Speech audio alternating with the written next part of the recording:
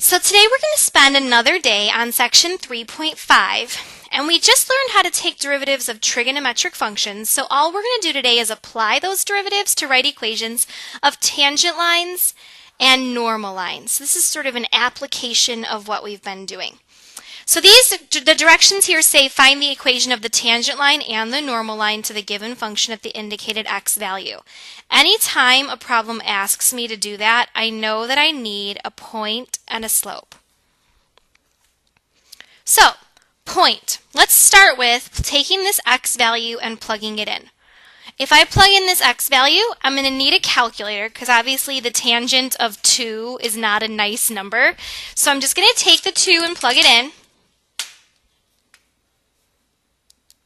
Tangent of 2 divided by 2, I get negative 1.093.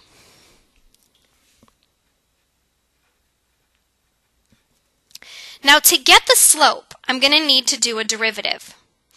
Because this function is a fraction, I'm going to go ahead and use quotient rule. So low d high, which would be secant squared, minus high, which is tangent, d low, which is 1, and low squared goes down below.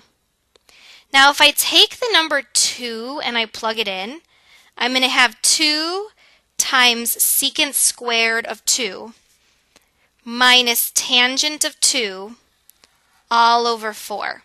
So I'm just going to go ahead and type that into my calculator. So alpha y equals 2. Secant is 1 divided by cosine. And then I need that whole thing to be squared. Minus tangent of 2 all over 4. So I get 3.433. So the tangent line would be y plus 1.093 equals 3.433 parentheses x minus 2.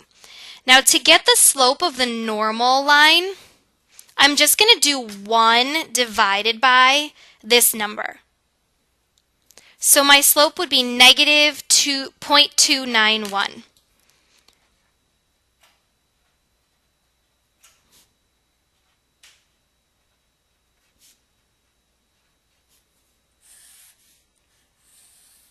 And I'm done.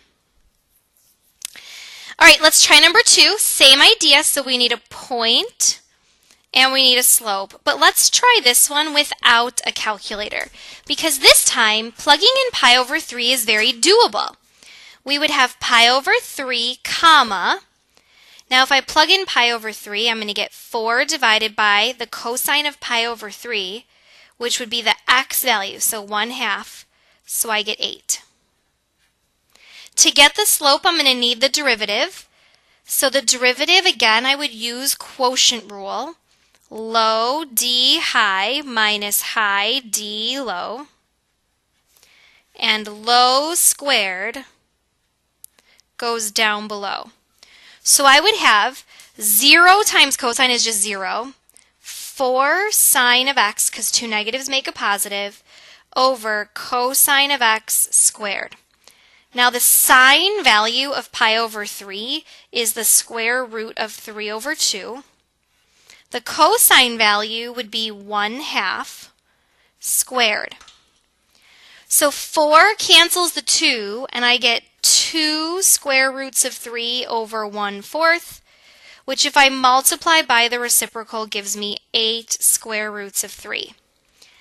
My tangent line would be y minus 8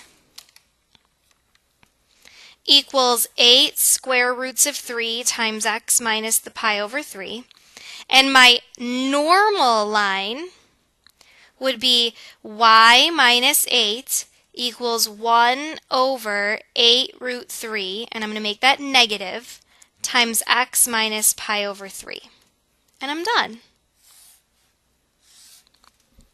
So pretty straightforward, just combining two things we already knew. We knew the slope, we knew how to do slopes of tangent lines. We're just doing it now with trig functions. And that's it.